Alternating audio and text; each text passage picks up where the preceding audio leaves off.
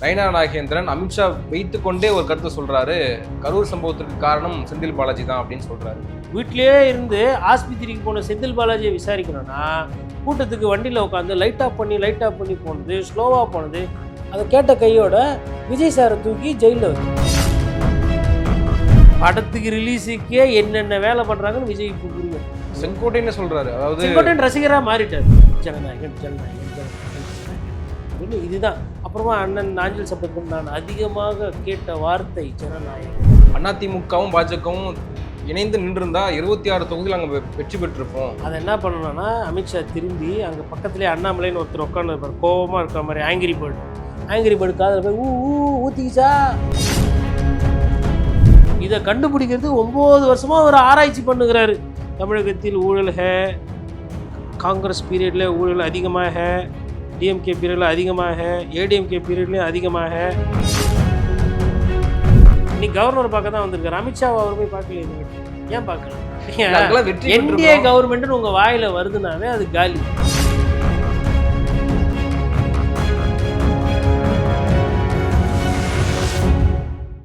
South beat நேயர்களுக்கு வணக்கம். இந்த நேர்காணலில் நாம் சிந்திக்கிருப்பவர் பத்திரிகையாளர் திரு கோடீஸ்வரன் அவர்கள். நேயர்களுக்கு அன்பு வணக்கம், நேயர்களுக்கு வணக்கம். மற்ற கட்சிகளிலிருந்து தாவேக்காவுக்கு நிறைய பேர் போய் சேர்றதை பார்க்க முடியுது. நேற்று 50 பேர் மற்ற கட்சிகளினுடைய நிர்வாகிகள்லாம் போய் சேர்ந்திருக்கிறாங்க. விஜய் முன்னிலையில் நாளுக்கு நாள் தாவேக்கா பலமாகி கொண்டே போகுது அப்படின்னு சொல்றாங்க. ஏன்னா திமுகலிருந்து, அதிமுகலிருந்து, விசிகாலிருந்து, முன்னாள் ஐஜி அப்படியெல்லாம், காமராஜரினுடைய பேத்தி, இப்படியெல்லாம் பல நபர்கள் போய் சேர்றப்போ அதுக்கு ஒரு விளம்பரம், ஒரு செய்தி உருவாக்கப்படுது இல்லையா? நீங்க எப்படி அதை பார்க்குறீங்க? விளம்பரம், செய்தி, அதை தாண்டி தாவேக்காவுக்கு அது ஒரு பலம்தான். அதில் மாற்று கருத்து கிடையாது. ஏன்னா தேர்தல் நேரத்தில் ஒரு ஓட்டு கிடைக்குதுன்னா கூட அந்த ஒரு ஓட்டு எக்ஸ்ட்ரா ஓட்டு கிடைக்குது தான் பலம். இருக்கிற ஓட்டை காப்பாற்றுறது ஒன்று, புதுசாக ஓட்டு வாங்குறது ஒன்று. அப்படி பார்க்கும்போது தாவேக்கா பூஜ்ஜியத்திலேருந்து வரக்கூடிய கட்சி. அதாவது எப்பயுமே எல்லாருமே ஜீரோலேருந்து தான் ஸ்டார்ட் பண்ணோம். அப்போ அதில் ஒரு ஓட்டு வந்தாலும் சரி, இல்லை 1,00,000 ஓட்டு வந்தாலும் சரி, அது ஒரு எண்ணிக்கை அடிப்படையில் அது ஒரு பலம் தான். இன்னொன்று, மாற்றுக் கட்சியில் இருந்து நிறைய பேர் போய் சேர்றதுன்னு நம்ம முன்னாடியே நான் நிறைய வாட்டி சொல்லியிருப்பேன். அது நடக்கும். இது தேர்தல் நேரத்தில் இன்னும் ஜாஸ்தியாகும்.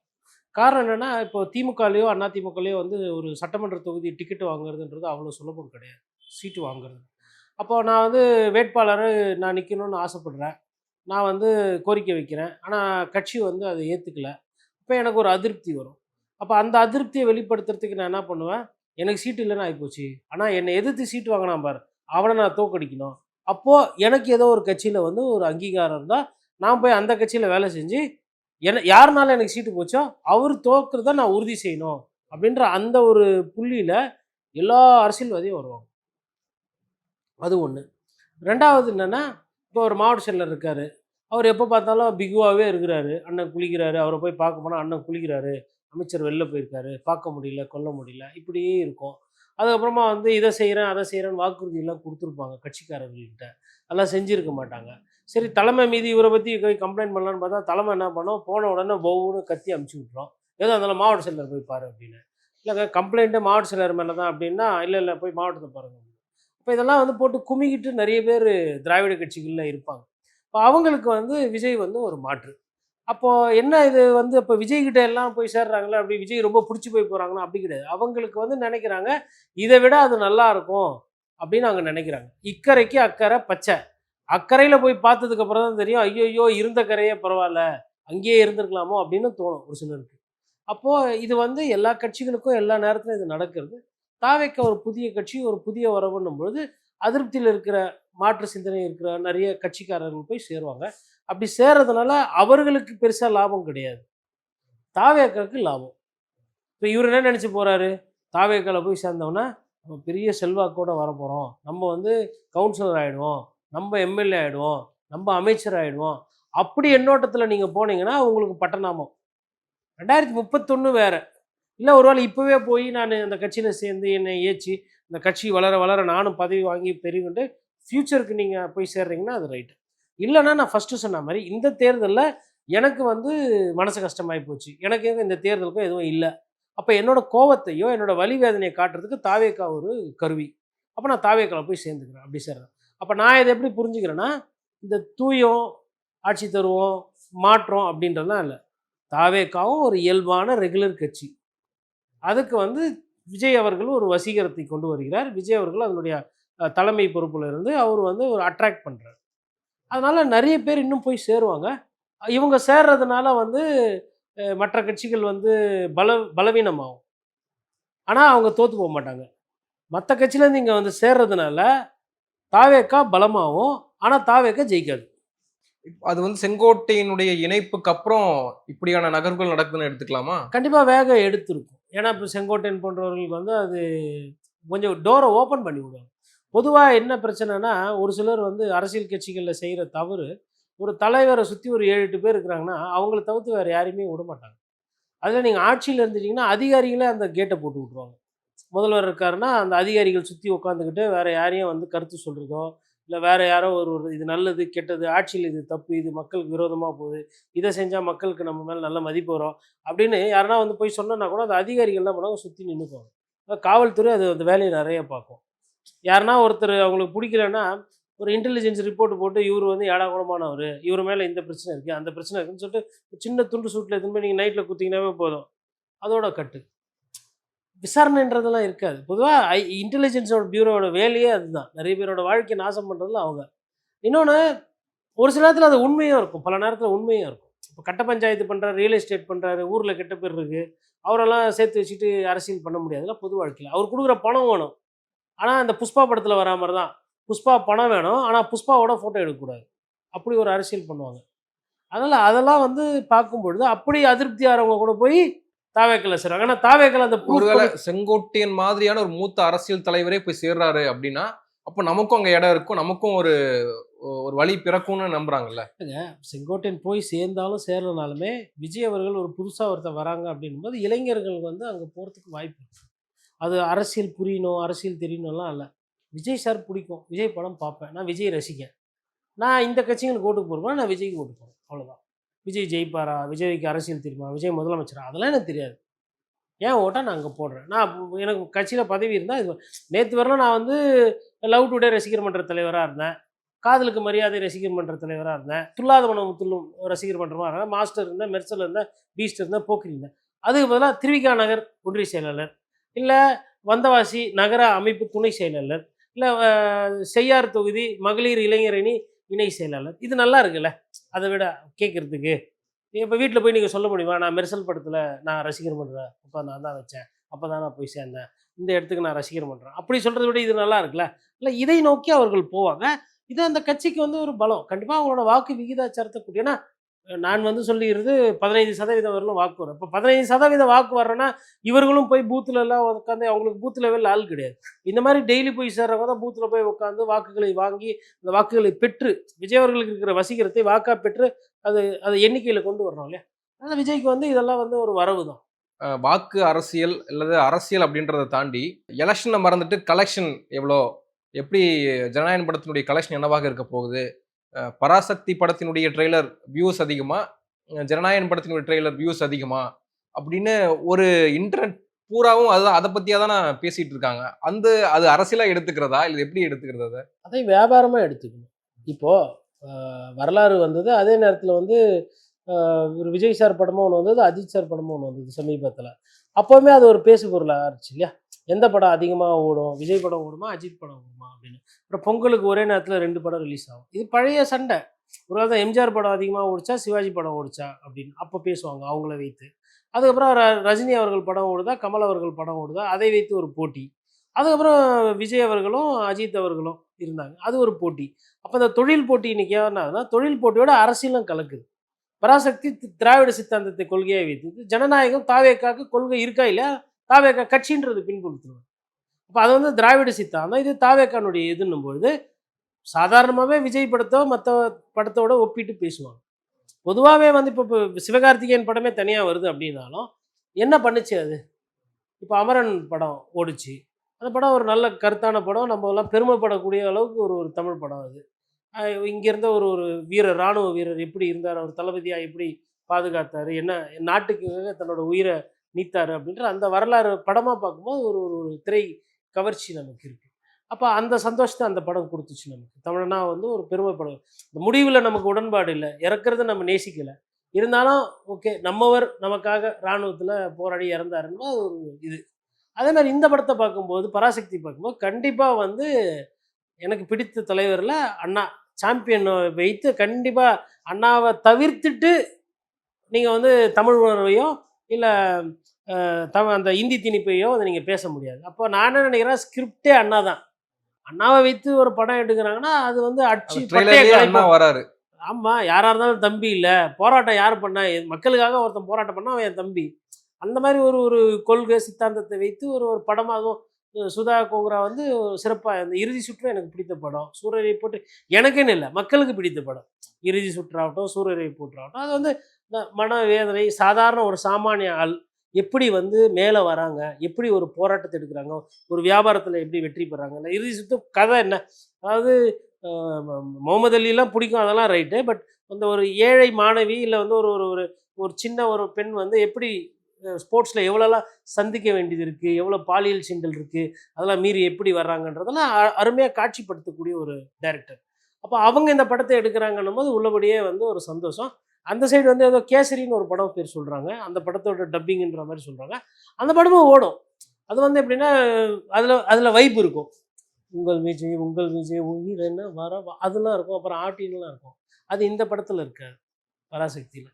இது ஒரு ஃப்ளேவரு, அது ஒரு ஃப்ளேவர். இது எது எப்படின்னா ஒரு நூடுல்ஸ் வேறு, ஃப்ரைட் ரைஸ் வேறு, அது மாதிரி தான். அது பார்க்கணும் எப்படி போகுதுன்னு. மொழி போற மையப்படுத்தி வரக்கூடிய பராசக்தி படத்துக்கே வந்து தணிக்கை சான்றிதழ் கொடுத்துட்டாங்க. ம் ஆனால் ஜனநாயகன் படத்துக்கு இன்னும் தணிக்கை சான்றிதழ் கொடுக்கல. ம் அப்போ மாநில அரசும் ஒன்றிய அரசும் நாடகமாடி எங்களை தடுக்கிறீங்களா அப்படின்னு கேக்குறாங்க. யாரு செங்கோட்டையன்? தவைக்காவலுக்கு அத்தனை எத்தனை செய்தி தொடர்பாளர்களுமே ட்வீட் போடுறாங்க. சரி, சொத்து வரி தண்ணி வரி அப்போல்லாம் ஏற்றுனாங்களே பொதுமக்களுக்கு, இம்மாம் பொதுமக்கள் எக்ஸ்ட்ராவாக கத்துறாங்களே. உங்களுக்கு இப்போ இப்போ இப்போ ஜனநாயகன் ரிலீஸ் ஆகி என்ன ஆகும்? என்ன பண்ண போகுது? கலெக்ஷன் பண்ண போகுது.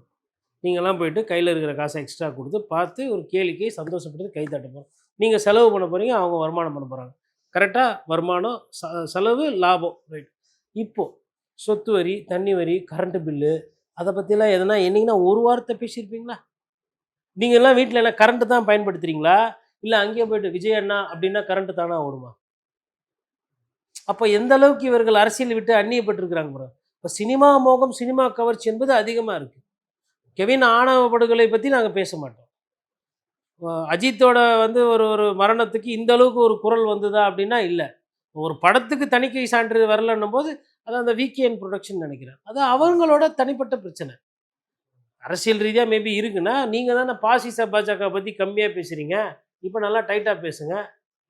இல்லை ஒருவேளை தேட்டர் கொடுக்கலன்னா திமுக பற்றி நீங்கள் விமர்சனம் பண்ணுங்கள். அதுதான் இது வந்து ரசிகர்கள் வந்து அப்படி தான் இருப்பாங்க. செங்கோட்டைன்னு சொல்றாரு. அதாவது செங்கோட்டையன் ரசிகராக மாறிட்டார். இதுக்கு முன்னாடி 2026ல முதலமைச்சராக போறாரு விஜய். நீங்க முதலமைச்சராக ஆகக்கூடிய ஒரு தலைவருடைய படத்தையே நீங்க தடை பண்ணுவீங்களா அப்படின்னு கேக்குறாரு. இதுதான் இப்போ பெரிய பிரச்சனை. அதாவது நான் திருப்பி நான் என்ன சொல்றேன்னா, இது வந்து பொது பிரச்சனை அல்ல. இது வந்து பணம் நிறைய இருக்கிறவங்க, வசதி நிறைய இருக்கிறவங்க, இன்னும் அந்த பணத்தை அதிகமாக்கிறதுக்கு விஜய் சார் போல் ஒரு உச்சக்கட்ட நட்சத்திரம் வச்சு 150 கோடி 200 கோடி ரூபா பணத்தை கொடுத்து, அப்புறம் கீர்த்தி சுரேஷ் போன்றவர்கள், பூஜா ஹெக்டே போன்றவர்கள், இல்லை இன்னும் மமிதா பைஜு, இல்லை ஐஸ்வர்யா ராய், நடிகைகள் சும்மா உதாரணத்துக்கு சொல்கிறேன். இந்த மாதிரி நடிகைகள்லாம் அவங்களுக்கும் நிறைய கோடியில் பணம் கொடுத்து கிளாமராக ட்ரெஸ்ஸு போட்டு லைட்டு வச்சு சாங்கு போட்டு லொக்கேஷன் போட்டு வியாபாரம். உங்களுக்கு நீங்கள் வியாபாரத்தில் ஒரு பிரச்சனை. அப்போ நீங்கள் என்ன பண்ணணும், இந்த வியாபார ரீதியாக பிரச்சனையை எந்த வியாபாரிகிட்ட போய் உட்காந்தா அந்த வியாபாரி சரி செஞ்சு கொடுப்பா, அந்த வியாபாரிகிட்ட போய் பேசணும். இந்த வியாபாரத்தை வந்து அரசியலாக காட்டுறது தப்பு. அரசியல் என்பது வேறு, வியாபாரம் என்பது வேறு. இது வந்து வியாபார சண்டை. அந்த வியாபார சண்டையில் பராசக்திக்கும் உங்களுக்கும் சண்டையா, இல்லை பிஜேபிக்கும் உங்களுக்கும் சண்டையா அப்படின்றது நீங்கள் பார்த்துக்கங்க. அப்போ இப்போதானே இதுதான் ஆரம்பிக்கும். அரசியல்ன்றது என்ன, வந்துட்டு இப்படின்ட்டு ஃப்ளைங் கேஸ் கொடுத்துட்டு நண்பா நண்பி தோழா தோழி நான் வந்துட்டேன் ஓட்டு போட்டுவிடுங்க அப்படின்ட்டு ஜெயிச்சுட்டு ஃபோர்த் சென்சார்ஜ்லேருந்து படத்தில் காட்டலாம் சீன். அப்படி படத்துக்கு ரிலீஸுக்கே என்னென்ன வேலை பண்ணுறாங்கன்னு விஜய் இப்போ புரியும். இவர்களெல்லாம் லேஸ்பட்டவர்கள் இல்லை. நான் அதனால தான் சொல்கிறேன், முதல் தேர்தலே அப்படி பண்ண முடியாது. புரியுதுங்களா? நீங்கள் வந்து ஒரு சில காம்ப்ரமைசஸ் வந்து பண்ணி பண்ணி பண்ணி பண்ணி தான் ஆளுமையாக மாற முடியும். எடுத்தவுடனே நான் நெஞ்சு நிமித்தின்னு போவேன் அப்படின்னா, அப்போ அந்த பக்கமாக போய் விளையாடுப்பா அப்படின்னு திருப்பி அனுப்பிச்சி விட்ருவோம். சேர்த்துக்கவே மாட்டாங்க ஆட்டத்தில். இப்போ பாரு, இப்போ ப்ரெஷர் பிபிலாம் ஏறும் தாவேக்காக்கு. அடுத்த ஒரு 2-3 நாளைக்கு மக்கள் பிரச்சனை, மக்கள் அரசியல் எல்லாம் மறந்துட்டு ஜனநாயகன், ஜனநாயகன், ஜனநாயகன், ஜனநாயகன் அப்படின்னு இதுதான். அப்புறமா அண்ணன் நாஞ்சில் சம்பத் நான் அதிகமாக கேட்ட வார்த்தை ஜனநாயகன் அப்படிங்கிறார். சரி சாமி, இது என்ன சுதந்திர போராட்டமா? அதிகமான கேட்ட வார்த்தை அப்படி வராது. அவங்க இப்போ இப்போ இப்போ இன்னைக்கு சூழ்நிலையில் செங்கோட்டையன் அவர்கள் தலைமை ரசிகர் மன்ற தலைவராக செயல்படுகிறார். அதாவது திருப்பரங்குன்றத்தில் தீர்ப்பு வந்துக்குது, அதை பற்றி பேசலாம். ஆதரவு கருத்து, எதிர்கருத்து. இல்லை ஆசிரியர் பெருமக்கள் இன்னும் போராட்டம் பண்ணுறாங்க, அதை பற்றி ஏதோ ஒரு கருத்து சொல்லலாம். இல்லை ஓல்டு பென்ஷன் ஸ்கீமு, அதை பற்றி ஏதோ ஒரு கருத்து சொல்லலாம். அதெல்லாம் எதுவும் பண்ணாமல் ஜனநாயகன் படத்தை நீங்கள் பார்த்துக்கோங்க. அவரும் கிட்டத்தட்ட ஆதவர்ஜுனா மாதிரி இப்போது என்ன வெடிக்கும், போராட்டம் வெடிக்குன்ற ரேஞ்சில் கோவப்படுறாரு போல். அதெல்லாம் ஒன்றும் இப்போ 10 நாள் கழிச்சு ரிலீஸ் பண்ணால் என்ன ஆகிடும் போகுது?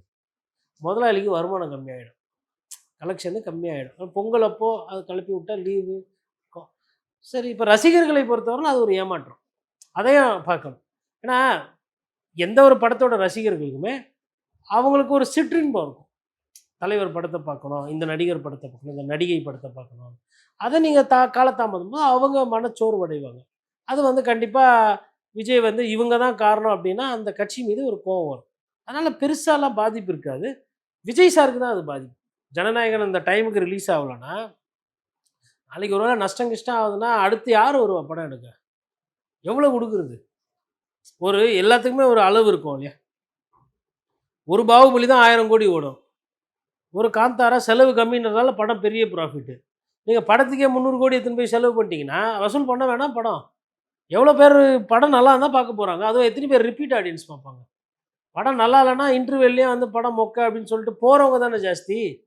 ரசிகர்கள் ஒரு எண்ணிக்கை, பொது ஜனங்கள் போய் பார்த்தா தான் படம் வெற்றி படம் ஆகுது, வெள்ளி விழா படம் ஆகுது. அப்படி பார்க்கும்போது ஜனநாயகனுக்கு ஒரு ஒரு ஒரு ஒரு அந்த படம் வந்து இந்த படத்தை வைத்து நிறைய அரசியல் பேசப்படும். இவங்க பேசுகிறாரோ இல்லையா, அவங்க கட்சிக்காரங்களே பேசுவாங்க. அந்த ரீமேக்னு சொல்லக்கூடிய அந்த ஒரிஜினல் படத்திலேயே வந்து பெண்கள் பாதுகாப்பு, குட் டச் பேட் டச் தான் பேசப்பட்டிருக்கு. அப்போ இந்த படத்துலையும் வந்து பெண்கள் பாதுகாப்பு, பெண்கள் எப்படி இருக்கணும், ஆனால் எப்படி நடந்துக்கணும் அப்படின்றதெல்லாம் சொல்லப்படும் இல்லையா? வாய்ப்பு இருக்குது. படம் வந்ததுக்கப்புறம் பார்க்கணும் எப்படி இருக்குன்ட்டுன்னு. அதுவும் விஜய் அவர்களை பொறுத்தவரையிலும் படத்துலலாம் ரொம்ப நல்லா நியாயமாக தான் நடிப்பார். அதெல்லாம் வந்து படத்தில் வந்து தன்னுடைய கேரக்டருக்கோ தன்னுடைய இமேஜுக்கோ எல்லாமே குறை இல்லாத மாதிரி தான் நடந்துக்குவார். டைமுக்கு ஷூட்டிங்க்கு வருவார். அந்த சீன்லாம் பார்த்தீங்கன்னா எல்லாமே சாதாரண ஒரு வாழ்க்கை வேறு ஒரு ஒரு ஹீரோவாக தான் இருப்பார், சூப்பர் ஹீரோவாக. அரசியலில் தான் சார் கொஞ்சம் லேட்டு. அரசியல்னு வரும்போது அவர் வந்து பின்னாடி ஓடி வந்துன்னு இருப்பார். இங்கே லேட்டுன்னு ஒன்னே இந்த கரூர் சம்பவம் குறித்து நயனா நாகேந்திரன் அமித்ஷா வைத்துக்கொண்டே ஒரு கருத்தை சொல்றாரு. கரூர் சம்பவத்திற்கு காரணம் செந்தில் பாலாஜி தான் அப்படின்னு சொல்றாரு. இப்போ அதை வைத்து நிர்மல்குமார் ஒன்று சொல்றாரு, நீங்க அமித்ஷாவை வைத்துக்கொண்டே கரூர் சம்பவத்திற்கு செந்தில் பாலாஜி தான் காரணம் அப்படின்னா ஏன் நீங்க நடவடிக்கை எடுக்கல? உங்ககிட்ட தான் அமைப்புகள் இருக்கு, எல்லா அமைப்புகளும் வைத்துக்கொண்டு ஏன் அமைதியா இருக்கீங்க அப்படின்ற ஒரு கேள்வி முன்வைக்கப்படுது. அது எப்படி நம்ம எடுத்துக்கிறது? அதை நான் எப்படி எடுத்துக்கிறேன் அப்படின்னா, ஒரு பத்திரிகையாளராக அந்த கோரிக்கை வந்து 100% கரெக்டு. நிர்மல்குமார் அவர்கள் வைக்கிறது, அதாவது அமித்ஷா வைத்துட்டே இப்படி ஒரு உண்மை உங்களுக்கு தெரிஞ்சிருக்கு, நடவடிக்கை எடுன்னு. அப்போ நடவடிக்கை எடுக்குன்னா அதில் என்ன நடவடிக்கைன்னா, செந்தில் பாலாஜியை கூப்பிட்டு எங்கே இந்த மாதிரி உங்கள் மீது அபாண்டமாக குற்றச்சாட்டு சொல்கிறாரு, இது உண்மையா தப்பா அப்படின்னா அவர் சொல்ல போகிறாரு, ஏங்க நான் வந்து தொகுதியில் இருந்தேன், போனேன், இது உண்மையா இது தப்பான்றது நான் வந்து வழக்கு கொடுத்தேன். ஸோ அதை கேட்டுட்டோம். அதை கேட்ட கையோட விஜய் சாரை தூக்கி ஜெயிலில் வைக்கணும் 2 நாள் விசாரணை. அதுதான் கோரிக்கையை வந்து நீங்கள் ஏஜென்சி வச்சு நடவடிக்கை எடுக்கணும்னா அது வந்து நடக்கும். இந்த இந்த தேசத்தில் அப்படி தான் இதுக்கு முன்னாடிலாம் நடவடிக்கை எடுத்துருக்காங்க. ஏன்னா ஃபேக்சுவலாக சப்ஜெக்ட் வந்து விஜய், அந்த இடத்துல வந்து செந்தில் பாலாஜி ஃபேக்சுவல் கிடையாது, ஸ்பாட்டில் இல்லை. மேபி ஏவி விட்டுருந்தாரு, இல்லை ஒரு 100 பேரை செட்டிங் பண்ணி போய் கழுத்து திருவி போடுங்க, கூட்டத்தில் எட்டி இடுப்பு மேலே உதைங்க, பிளேடை வச்சு கிழிங்க அப்படின்னு சொல்லி அனுப்பிச்சிருந்தா அதற்கு ஆதாரம் வேணும், தரம் வேணும், கோர்ட்டு முன்னாடி ப்ரூவ் பண்ணும், கூப்பிட்டு விசாரிக்கலாம். செந்தில் பாலாஜி விசாரிக்கணும்னு ஆசைப்படுறீங்க, விசாரணை பண்ணுங்கள். வீட்டிலே இருந்து ஆஸ்பத்திரிக்கு போன செந்தில் பாலாஜியை விசாரிக்கணும்னா கூட்டத்துக்கு வண்டியில் உட்காந்து லைட் ஆஃப் பண்ணி போனது, ஸ்லோவாக போனது, கூட 8000 பேரை போனது, பாட்டு போட்டு வைப்பு பண்ணவங்க என்னென்ன பண்ணணும்? இப்போ லாஜிக்குன்னு பார்த்தா செந்தில் பாலாஜிக்கு இந்த லாஜிக் அப்ளை ஆகுதுன்னா அப்போ விஜய் சாருக்கும் அப்ளை ஆகணும்ல. பொதுவாக இந்த மாதிரி தள்ளுமுள்ளு கேஸில் என்ன பண்ணுவாங்க, கைது பண்ணி லாக்கப்பில் வச்சு 2 நாள் 3 நாள் விசாரிப்பாங்க. ஏன் ராஜா லேட்டாக வந்தீங்க, என்ன பிரச்சனை, ஏன் வந்து கூட்டத்தை கட்டுப்படுத்த முடியல, வழக்கு பதிவு பண்ணுவாங்க, எஃப்ஐஆர் போடுவாங்க, விசாரிப்பாங்க. இப்போ விஜய் சார் மேலே அது பண்ணலாம். அதனால் நிர்மல்குமார் அவர்களோட கோரிக்கை நியாயமானது. மத்திய அரசு வந்து அமலாக்கத்துறை இது வந்து சிபிஐ போன்ற ஏஜென்சிஸை வைத்து கண்டிப்பாக விசாரணை நடத்தணும். செந்தில் பாலாஜியை விசாரணை பண்ணணும், விஜய் அவர்களையும் விசாரணை பண்ணணும். ஆனால் ஆனால் செந்தில் பாலாஜி இது வந்து வாக்குமூலமாக போயிடும். ஆனால் இவர் வந்து விசாரணைக்கு வந்துருவாரு. ஆனால் முதல் தகவல் அறிக்கையிலேயோ இல்ல வந்து சிபிஐ விசாரணையிலேயோ வந்து செந்தில் பாலாஜியும் கிடையாது. விசாரிச்சது பூராவும் வந்து ஆதவ் அர்ஜுனா, புசி ஆனந்த், நிர்மல்குமார், மதியழகன் போன்ற ஆட்கள் தான்.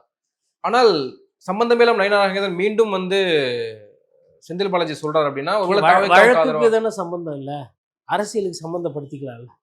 வழக்குக்கு சம்பந்தம் கிடையாது, அரசியலுக்கு சம்பந்தப்படுத்திக்கலாம். அது இங்கே தொட்டா அங்கே வலிக்குன்னு சொல்லுவாங்கல்ல, அதுதான் அது.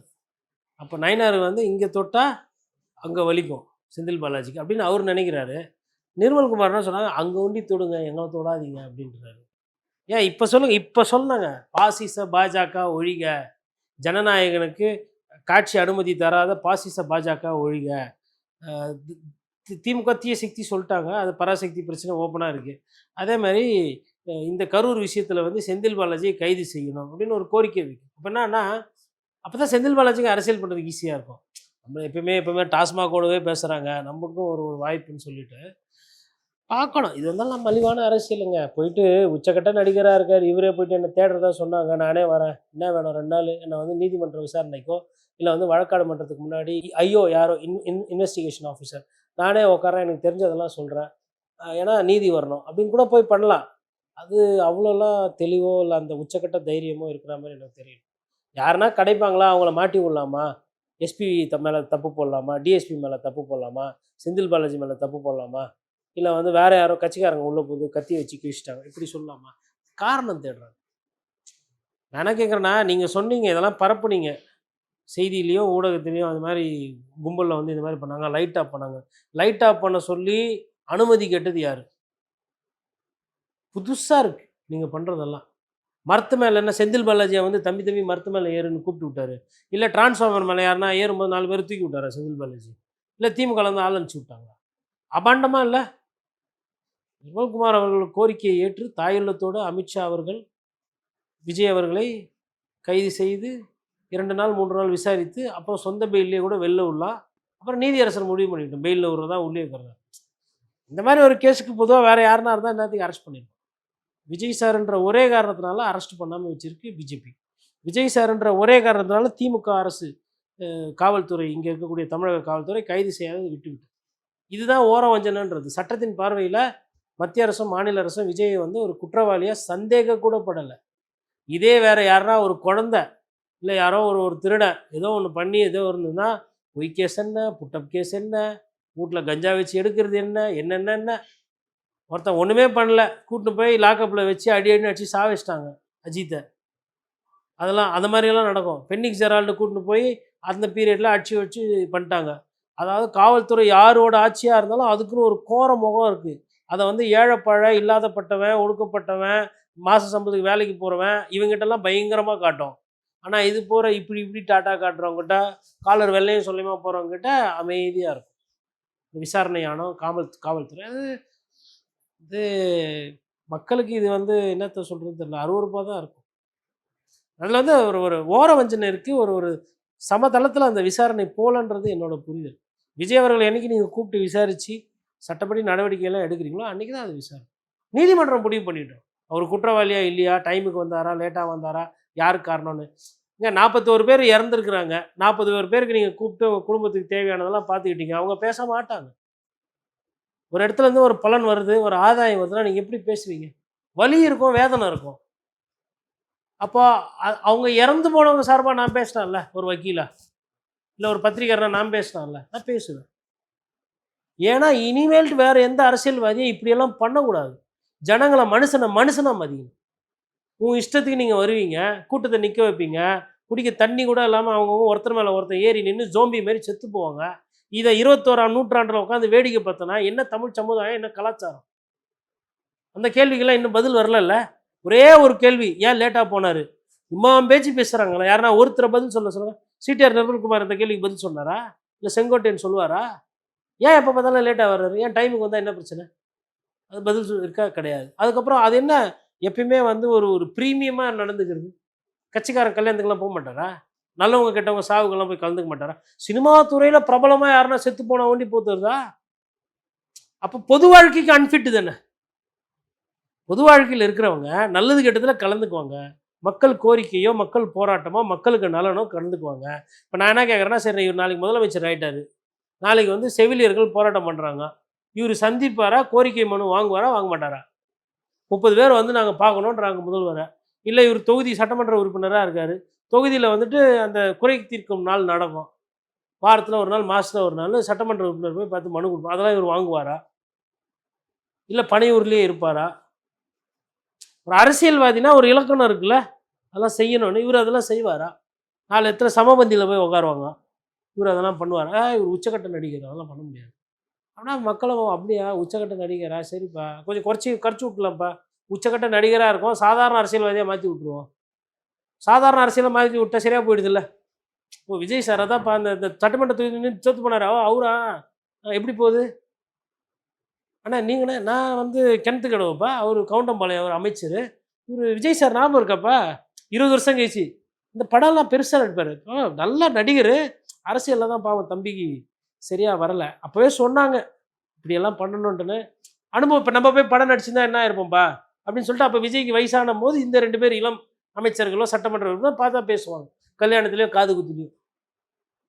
இல்ல ஆனா இன்னும் பயங்கரமா நம்பக்கூடிய ஆட்கள் இப்ப அனில் சம்பத் என்ன சொல்றாருன்னா, இப்போ காங்கிரஸ் கட்சி, திமுக கூட இருக்கக்கூடிய கட்சிகள்லாம் வந்து ம். எங்கள் மேல தான் காதல் இருக்கு. ம். தவைக்காவின் மீது தான் காதல் இருக்கு. ஆனா அவங்க கல்யாணம் பண்ணதெல்லாம் திமுகவ. ம். ரொம்ப பெருமையா இருக்கு. ஐயா வாயிலேருந்து இப்படி காதலு, கல்யாணம்னு வர்றது. அரசியல் பேசினவரு, அண்ணா வழி பேசுனவரு, அண்ணாவ மறந்த திமுகன்னு பேசினவரு, இன்னைக்கு இப்படி பேசிட்டு இருக்காரு. இன்னொருத்தர் என்னடான்னா வந்து இந்த படம் கண்டு ரிலீஸ் ஆகல. கமல் சார் இதே மாரி ஒண்ணு பண்ணாரு தெரியுங்களா? இந்த படம் கண்டு ரிலீஸ் ஆகல, நான் நாட விட்டே ஓடுவேன்னாரு. எங்க நாட்ட விட்டு ஓடிட்டாரா? சும்மா லுழலாய். 2 நாள் 3 நாள் பேசிட்டு படம் அப்புறம் ரிலீஸ் ஆயிடும். கலெக்ஷன் போட்டவுடனே அப்புறமா ஒரு சிலர் இருக்கிறாங்க பத்திரிக்கையாளர், சினிமா துறை சார்ந்த பத்திரிகை. என்ன வசூல் தெரியுங்களா? பின்னிட்டாரு. ஒரு ஷாட்ல ஒண்ணு நடிச்சிருப்பாரு பாருங்க. அவரு ஒண்டி தான் அத நடிச்சிருக்க முடியும். இதையே சொல்லுவாங்களே இப்போ ஜனநாயகன் படம் ரிலீஸ் ஆன அன்னைக்கு கூட்டம் வரும். அந்த ம். கூட்டத்த பார்த்து கூட பார்த்தீங்களா அந்த கூட்டத்த? இது ம். வாக்கா மாறாதுன்னு எப்படி நீங்க சொல்ல முடியும்னு கேட்பாங்கல்ல. அதாவது எப்படின்னா, தேர்தல் ஆணையம் வந்து இது மொத கட்சி, இது 2வது கட்சி, இது 3வது கட்சி, இது 4வது கட்சின்னு குடுத்துக்குது. மொத கட்சி திமுக வாக்கு வங்கியில இப்போ. அடுத்த பெரிய கட்சி அதிமுக வாக்கு வங்கியில. 3வது பெரிய கட்சி நாம் தமிழர் கட்சி. 4வது பெரிய கட்சி பாஜக. இந்த லிஸ்ட்லயே இல்ல. யாரு? தாவேகா. ஆனா தாவேகா வந்து வரோம், கான்ஃபிடென்ட்டா இருங்க, ஜெயிக்கிறோம். 50% 60% சொல்லிட்டே போயிட்டே இருக்க வேண்டியது தானே. இந்த ரிசல்ட் வர வரையில இது இருக்குங்க. இதெல்லாம் எதிர்த்தெல்லாம் பேச முடியாது. ஒரு சில நேரத்தில வாதத்தில தோத்துறது வெற்றி. ஒரு அறிவுபூர்வமானவோ, இல்ல ஒரு ஒரு சிந்தனை ஓட்டத்தோட பேசும்போது நம்ம பேச முடியும். ஏங்க உங்களுக்கு தெரிலங்க, அவரு தாங்க ஜெயிக்கிறாரு இத பாருங்க அப்டின்னும்போது நான் என்ன பண்ண முடியும்? சரிங்க அவரு ஜெயிக்கட்டுங்க நல்லதுதாங்க. நான் ஒண்ணும் எனக்கு இருக்கிறது ஒரு ஓட்டு. நம்ம என்ன பண்ண முடியும்? அவங்க ஒரு குரூப் ஆக்குறாங்க. சரிங்க ஜெயிக்கட்டுங்க வாழ்த்துக்கள்னு சொல்லிட்டு வந்துறது தான் நமக்கு புத்திசாலித்தனம். ஒரு வாதம் என்பது, "எப்பா இது ப்ராசஸ்ப்பா, இத பண்ணணும்ப்பா, இப்டி இப்டி பண்ணாதான்ப்பா பாலு வந்து அது புளிப்பாயி தயிர் ஆகணும்ப்பா, அதுக்கப்புறம் தயிர் நெய்யாயி, மோராயி, வெண்ணெய் எடுக்கிறது அது ஒரு ப்ராசஸ்." ஹலோ! எத்த உடனே வெண்ணெய் எடுப்போம் நாங்க தெரியுமா? அப்டின்னா, "சரி நீங்க பெரிய வெண்ணெய் வெட்டி, அதனால எனக்கு அவ்வளோ தெரியாது. வெண்ணெய நீங்களே வெட்டுங்க. வாய்ப்பளித்தமைக்கு நன்றி" சொல்லிட்டு தப்பிச்சு ஓடிடணும் நம்ப. எப்பயுமே அவங்க தான் தப்பிச்சு ஓடணும்னு இல்ல. எதிரில் இருப்பது விஜய் ரசிகராக கூட இருக்கலாம். பார்த்து இருக்கலாம். பேசுங்க. நம்ம எப்பயுமே தப்பிச்சு ஓடுறதுன்றது வந்து இப்போ இப்போ விஜய் சார் கிட்டேருந்து நான் கத்துக்க வேண்டியது அதுதான். ஒரு சில இந்த மாரி நேரத்தில தப்பிச்சு ஓடிடணும். இல்ல பேச முடியாது. வாதம் பெரிய வாதக்காரரா இருக்கிறீங்க. புள்ளி விவரத்துக்கு புள்ளி விவரம், வாதத்துக்கு வாதம். அடுக்கு மொழியில பேசுறீங்க, தமிழ்ல பேசுறீங்க, வைபு பண்றீங்க, ஆட்டின்னு விடுறீங்க. அவ்வளோ ஸ்கில் செட்லாம் எனக்கு இல்ல. எனக்கு ஏதோ சட்ட நுணுக்கங்கள்னாலும், பத்திரிக்கையாளரா வந்து பாமரருக்கு புரிஞ்சது என்னவோ அவ்வளோதான் தெரியும். நீங்க பெரிய வித்தகாரரு. அதனால வாழ்த்துக்கள்னு சொல்லிட்டு ஓடிறது தான் மரம். நீங்க கேட்ட கேள்விக்கு அதுதான். ஏன்னா, தேர்தல் ஆணையம் ஒண்ணு சொல்லுது, நான் அத பத்தி பேசிட்டு இருக்கிறேன். அவங்க அதெல்லாம் எதுவுமே கேட்க மாட்டாங்க. நாங்க வந்த உடனே ப்ரோ, அப்படியே நேரா போறோம் 264 தொகுதி ஜெயிக்கிறோம் ப்ரோன்றாங்க. இல்லையப்பா 264 இல்ல. தெரியாதா உங்களுக்கு? 264, 267 சரி ரைட் ஓகே. சப்ஜெக்ட் நெறைய படிச்சுக்கிறாங்க அவங்க. அதனால ஒண்ணும் பண்ண முடியாது. அதெல்லாம் கிரேஸி மோகன் போன்றவர்கள் இருந்தா டீல் பண்ணுவாங்க அத. அவங்களோட அந்த லிரிக்ஸ் அதுக்கேத்த மாரி எழுதி. நமக்கு கஷ்டம். அதிமுக பாஜக கூட்டணி இயற்கையான கூட்டணி அமித்ஷா அவர்கள் பேசியிருந்தாரு. குறிப்பாக 50 தொகுதிகளை வந்து எஸ்பி வேலுமணி கிட்ட கேட்டதாகவும், ஒன்றிணைந்த அதிமுக உருவாக வேண்டும்னு கோரிக்கையும் வலியுறுத்தி இருக்கிறதாக சொல்லப்படுது.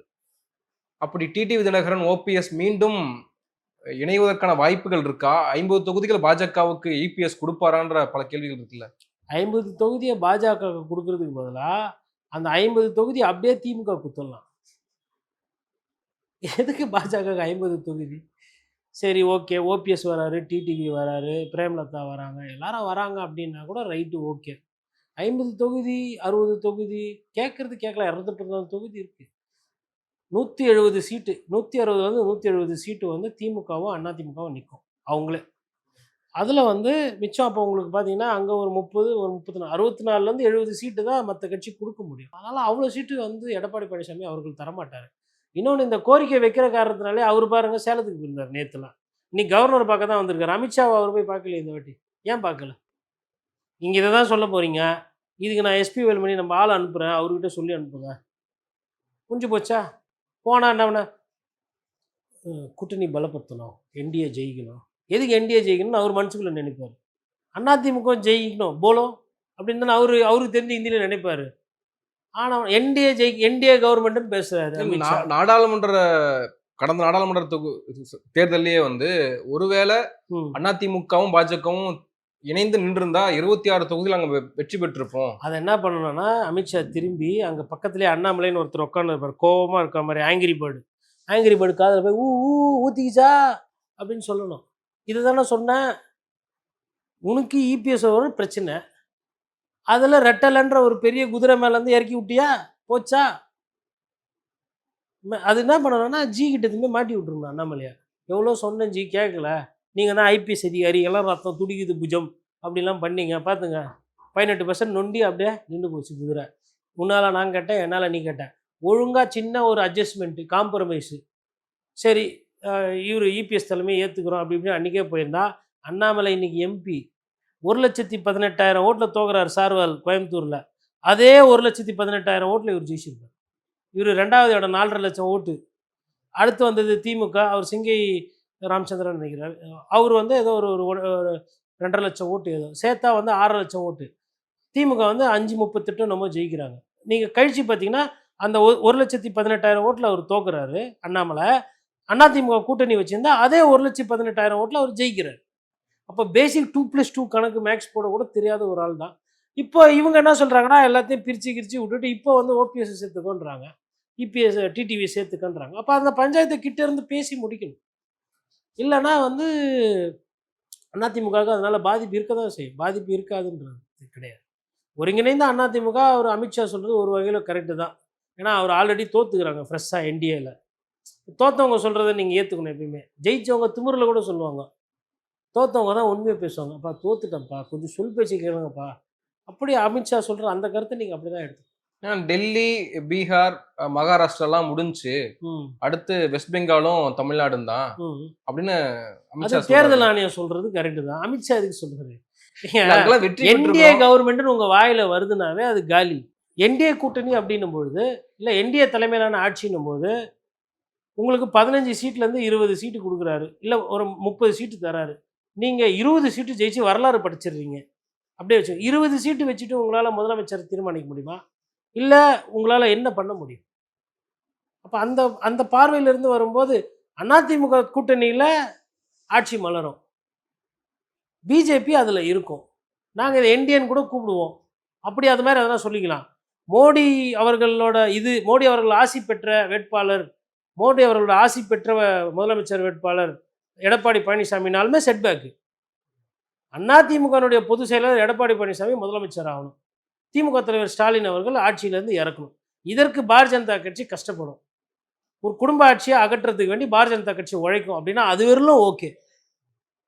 பிஜேபி தலைமையில் பிஜேபி முடிவு பண்ணும். பிஜேபின்னா பப்ளிக் என்ன பண்ணுவாங்க, பிஜேபியா இந்த சத்தம் நமக்கு ஆகாதே அப்படின்னு சொல்லிட்டு பப்ளிக் வந்து, அதாவது பாஜக மேலே பழைய அளவுக்கு கோவம் இல்லைங்க. இன்னொன்று, இது வந்து பாராளுமன்ற தேர்தல் கிடையாது, இது சட்டமன்ற தேர்தல். சட்டமன்ற தேர்தல்னு வரும்போது சண்டை வந்து அதிமுகவுக்கும் திமுகவுக்கும் தான் இருக்கும். இதில் பிஜேபி பேசுகிறதோ இல்லை காங்கிரஸ் அதிகமான சீட்டு கொடுன்னு கோரிக்கை வைக்கிறலாம் சிலபஸ்லேயே கிடையாது. இல்ல மாணிக்கம் தாக்கூர் அடுத்த எக்ஸ்ட்ரீமுக்கு போயிருக்காருல்ல. இன்னைக்கு வந்து மரியாதை குடுத்து மரியாதை வாங்கிக்கங்கன்னு கேக்குறாரு. எம்.எம். அப்துல்லாவ பார்த்து. அதாவது இப்ப வெறும் அப்துல்லா தான் பேச ஆரம்பிச்சிருக்காரு. அவரு ரொம்ப மென்மையானவர். இன்னும் அங்க சரம், பட்டாசு, தௌசண்ட் வாலாலாம் இருக்குது. பட்டாசு பாபுலாம் இருக்கிறாங்க. அவங்கலாம் பேச ஆரம்பிச்சாங்கன்னா, காங்கிரஸ் கட்சியோட நிலைமை ரொம்ப ரொம்ப மோசமா போயிடும். அறிஞர் அண்ணா வழியில அமைதியா போயிட்டு இருக்குது. இல்ல காங்கிரஸ் கட்சியினுடைய வாக்குகளும் திமுகவுக்கு தேவைப்படுதுன்னு கேக்குறாங்க. தேவைப்படுது. டிடிவி தினகரன் 5% வாக்கு வச்சிருந்தாரு. எடப்பாடி பழனிசாமி வேணாம் 5% போனா போதுன்னு போன வாட்டி ரிஸ்க் எடுத்தாரு. ரிஸ்க் எடுத்து ஆட்சி போயிடுச்சு. அந்த ரிஸ்க் எடுக்காட்டி ஆட்சி வந்திருக்குன்னு சொல்ல முடியுமா கம்ப்ளீட்டா? 20% தொகுதியில வந்து வெற்றி வாய்ப்பை மாத்தினாரு. சரி சரி, இவர் வந்திருந்தா வெற்றி வாய்ப்பு ப்ராபபிலிட்டியே பார்த்துக்கும். கணிதத்துக்கு கணிதம் பாதிக்கு பாதினா கூட என்னாச்சு, 75 கூட ஒரு 10 இல்லை ஒரு 15 90 சீட்டு தானே வந்துச்சு. தலைவலி இல்லைல்ல இன்னைக்கு. அவர் திருப்பி ஒரு 10 எம்எல்ஏ ஜெயிச்சிருப்பாங்க. அவர் என்ன சொல்லுவார், ஸ்லீப்பர் செல் வெளியில் வரும், எப்போ வேணால் வரும். பொதுச்செயலர் போட்டிக்கு பிரச்சனை இருக்குது, எங்கள் ஸ்லீப்பர் செல் எப்போ வேணால் வரும். இப்போ ஸ்லீப்பர் செல்ல தலைவலிலாம் இல்லையா? ஸ்லீப்பர் செல் வந்து அவுட் ஆஃப் த சிலபஸ்.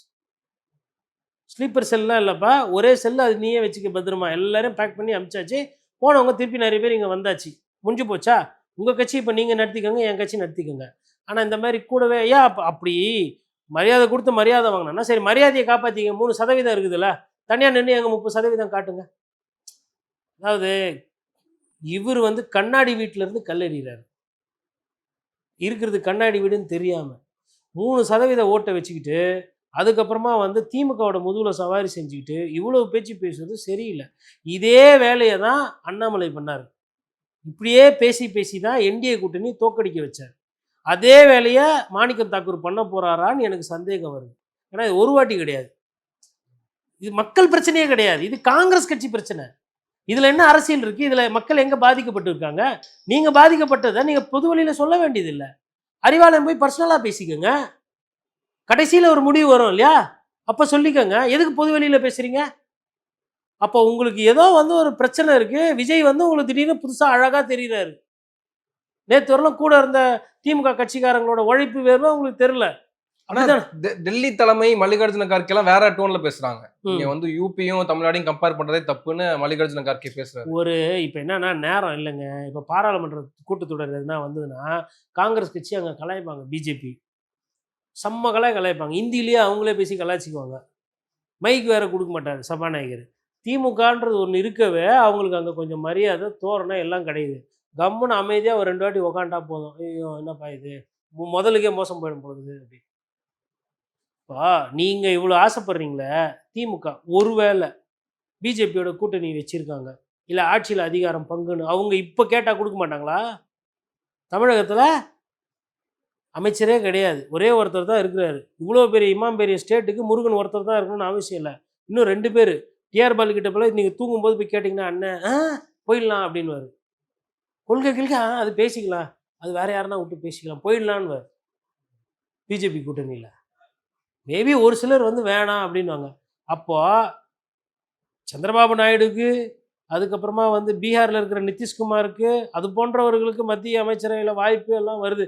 அந்த வேணாம் அப்படின்னு தானே அதையும் விட்டுட்டு தானே இருக்கிறாங்க திமுக.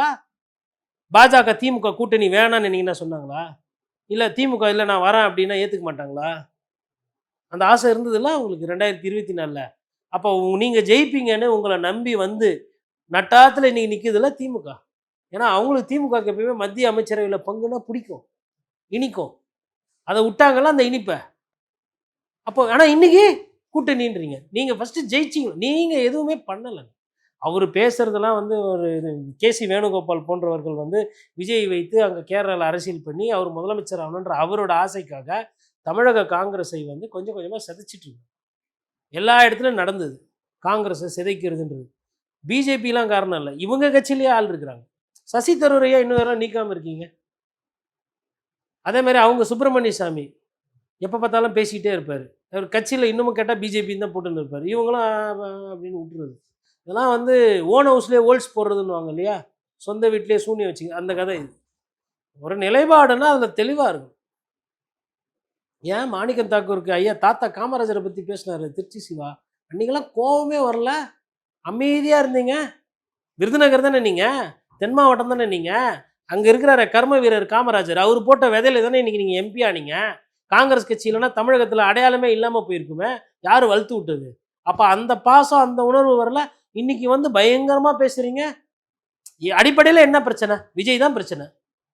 உங்க கூட இருக்கிறவங்க நிறைய பேர் விஜயோட உறவாடுறீங்க. கூட்டணி இங்கே வச்சுக்கிறீங்க, உறவு அங்காடுறீங்க. அவங்க திமுக தீய சக்தின்றாங்க. இப்போ இவர் கேட்டது என்ன தப்பு?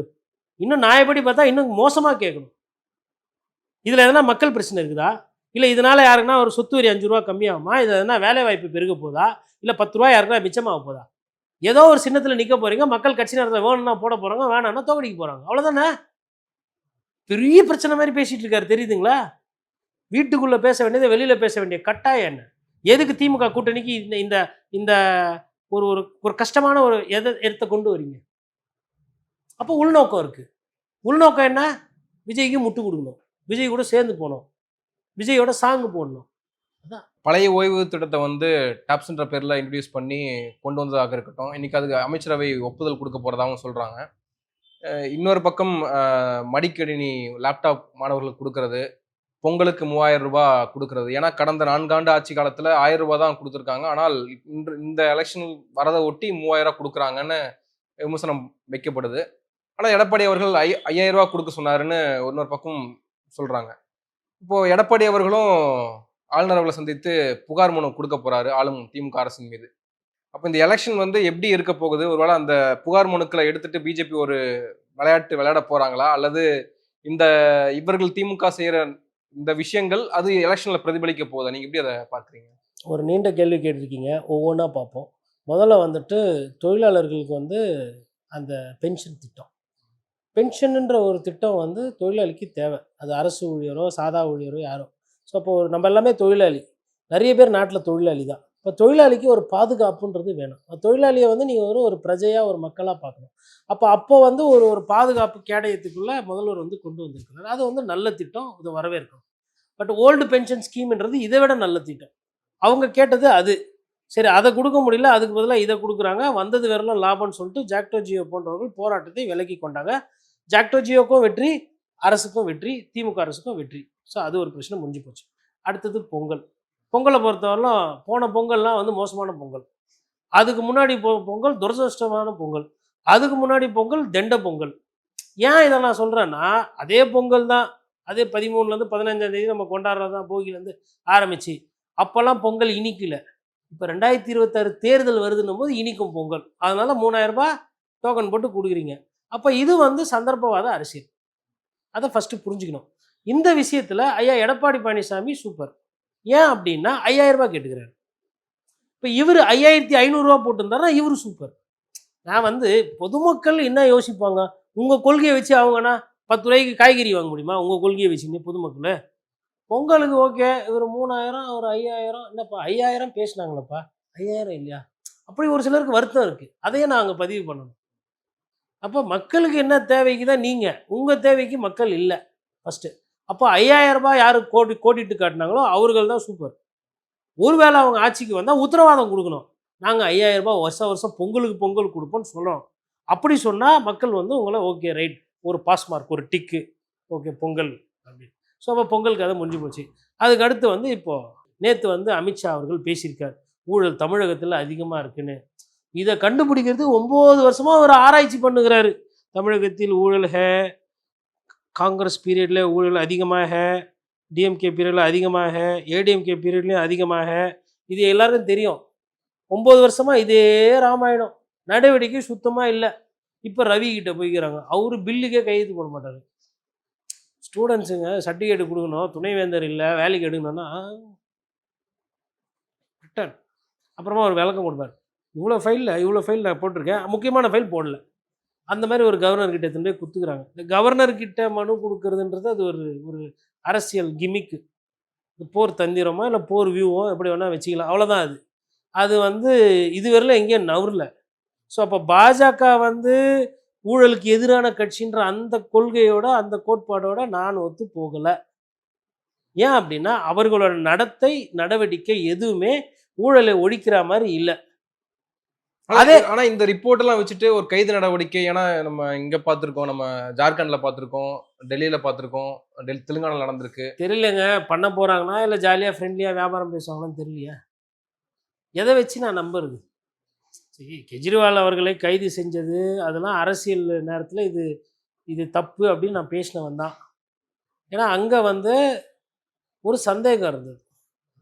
பட் அதே நேரத்தில ஒரு வேள வாங்கியிருந்தா ஒரு ஒரு சந்தேகம் இருக்கு. அப்ப அவர் வந்து ஒரு சிம்ம சொப்பனமா இருக்காரு பாஜகக்கு. அதனால அரவிந்த் கெஜ்ரிவால முடக்கணும், கொல்றன்ற மாரி பண்ணாங்க. தமிழகத்தில திமுக ஆட்சி 4 1/2 வருஷம் இருந்தது. அதிமுக காலத்திலயும் பாஜகல இருக்கக்கூடிய சென்ட்ரல் ஏஜென்சிஸ் முதன்மை செயலாளர் வீட்ல, தலைமைச் செயலாளர் வீட்லயே போய் ரெய்டுலாம் பண்ணாங்க. ஆனா கைது நடவடிக்கையோ, விசாரணையோ, வழக்காடு மன்றத்துக்கு எதுவுமே போல. நடவடிக்கையே இல்ல. அப்ப எல்லா புனிதர்களும் வெளில தான் இருக்கிறாங்க. எல்லா தூயவர்களும் வெள்ளையும் சொல்லையுமா போட்டு கொண்ட வச்ச ரைட்ல போயின்னு தான் இருக்கிறாங்க. இப்ப திடீர்னு போய் இன்னைக்கு காலையில குடுக்குறாருன்னும்போது பார்க்கணும். இன்னொன்னு கைதுலாம் செய்றாங்க அப்படின்னா, மக்கள்லாம் வந்து ஐய்யய்யோ! பாவம். எவ்வளோ நல்ல மனுஷன் வெள்ளையும் சொல்லையுமா சுத்துவாரு. இவர போய் கைது அப்படிலாம் யாரும் பாவம்லாம் பார்க்க மாட்டாங்க. ஊழல்வாதிகள வந்து சட்டத்துக்கு முன்னாடி நிறுத்தி ஊழல் குறையுதுன்னா, மக்கள் வந்து நல்லது தான்ப்பா. நாங்கலாம் வந்து ஏழைப்பாழ பைக்ல பெட்ரோலு, டீசல் போட்டு, டால்ல காசு கட்டி, கரண்ட் பில்லு கட்டி, வாய கட்டி, வயித்த கட்டி, கிரெடிட் கார்ட தேய்ச்சு, பிள்ளைங்களுக்கு ஃபீஸ கட்டி, கஷ்டப்பட்டு வந்து ரிசர்வேஷனு அது இது இவ்ளோ கஷ்டம். நீங்கலாம் லம்பாச்சுன்னு போறீங்க. 1000 கோடி, 2000 கோடி, 10,000 கோடின்னு எவ்வளோ சொத்து வச்சுக்கிறீங்க அரசியல்வாதிகள். அப்ப அதெல்லாம் பார்க்கும்போது பாஜக பெரிய நடவடிக்கை இதுவரையிலும் எடுக்கிற மாரி தெரியல. நடவடிக்கை எடுத்தால் நான் அதை வரவேற்பேன். நடவடிக்கை ஒருவேளை இப்படியும் பண்ணலாம்ல. கைது செய்றியா? இல்ல கட்சியில சேர்றியா? அப்படியும் இருக்கும்ல. நம்பல் கிட்ட வரான், நிம்பல் தூயவன் ஆவுறான். அங்கே இருந்தா துஷ்மன் ஆவுறான். நம்மள் சிபிஐ அனுப்புறான். இடி அனுப்புறான். வசதி எப்படி? இப்படி கூட பண்ணலாம்ல. இப்ப இதை நான் எப்படி புரிஞ்சுக்கிறது? நீங்க கேட்ட கேள்வி ஸ்ட்ரெயிட் கேள்வி. நடவடிக்கை இருக்குமான்னு. இது வெறும் இல்ல, இனிமேல் இருந்தா நல்லா இருக்கும். மக்கள் அத ரசிப்பாங்க. நடவடிக்கை இருந்ததுன்னா, அது வந்து இப்ப திமுகல இப்பயே ஸ்டேட்மெண்ட்லாம் ரெடியா இருக்கும். வீட்டாண்ட போன உடனே ஸ்டேட்மெண்ட் வந்துரும் ஃபர்ஸ்ட்டு கையெழுத்து போட்டு. இது பாசிச பாஜக திராவிடத்தை வீழ்த்த செய்யும் அரசியல் சதி. சரி, வேலைக்கு காசு வாங்குனாங்களா? வாங்கலையா? டெண்டருக்கு கட்டிங் வாங்குனாங்களா? வாங்கலையா? அதுக்கெல்லாம் பதில் இருக்காது. அது பேட்டர்ன். நம்ம போன பீரியட்லயே பார்த்தோம். இந்த பீரியட்ல பார்க்குறோம். அது பேட்டர்னு. பட் அத கூட எடுக்க மாட்றாங்க. நடவடிக்கையே எடுக்க மாட்றாங்க. ஆனா இதே அமைச்சர்களே பார்த்து பார்த்து போர் அடிக்கும்ல ஜனங்களுக்கு. அதுவும் பழக்கமாயிடும். ஒரு 2 பேர் உள்ள போயிட்டா, அடுத்து ஒரு 2 நாள் டல்லா இருப்பாங்க. அப்புறம் புதுசா ஒருத்தர் வந்துட்டு அவருக்கு இவரை அமைச்சராக நியமித்த தலைவர் அவர்களுக்கு நன்றி, நன்றி. அப்புறம் அவரு வீட்டாண்ட திருவிழா. அப்புறம் அவரு கொஞ்ச நாள் அமைதியா இருப்பார். அப்புறம் அவரு சுயட்ட ஆரம்பிப்பாரு. இப்படிதான் போகுது அரசியல். நன்றி, நிறைய விஷயங்களை பகிர்ந்துருக்கீங்க. உங்க நேரத்துக்கு மிக்க நன்றி. நன்றி.